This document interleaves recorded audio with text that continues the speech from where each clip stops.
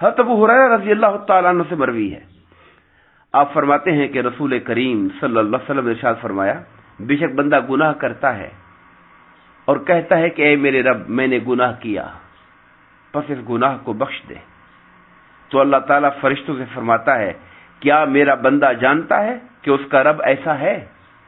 جو گناہ بخش دیتا ہے؟ یعنی میرے بندے کا یہ ایمان ہے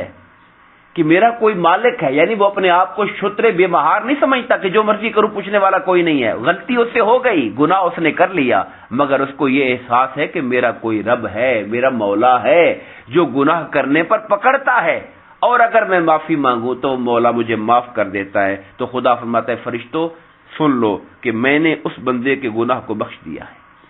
پھر بندہ جتنا عرصہ اللہ تعالیٰ چاہتا ہے ٹھہرا رہتا ہے، یعنی گناہ نہیں کرتا۔ ایک بندہ توبہ کر لیتا ہے، اس کی توبہ کے اثرات کچھ عرصہ رہتے ہیں، بندہ گناہ سے بچنے کی کوشش کرتا رہتا ہے، مگر پھر خواہشات نفس غالب آ جاتی ہیں، وہ پھر گناہ کرتا ہے، اور گناہ کر کے اسے پھر پچھتاوا لگتا ہے،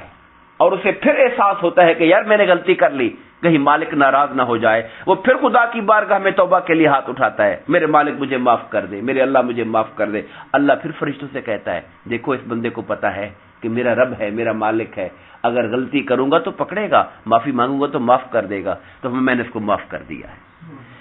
پھر دوبارہ تیسری دفعہ پھر ذکر کیا کہ بندہ اس طرح کرتا ہے، اللہ تعالیٰ اس طرح فرماتا ہے، اور پھر رب کائنات یہی فرماتے ہیں کہ اے میرے بندے جب تک تو میری بارگاہ سے مانگتا رہے گا اور میری بارگاہ سے بخشش اور مغفرت کا سوال کرتا رہے گا، میں تیرے گناہ معاف کرتا رہوں گا،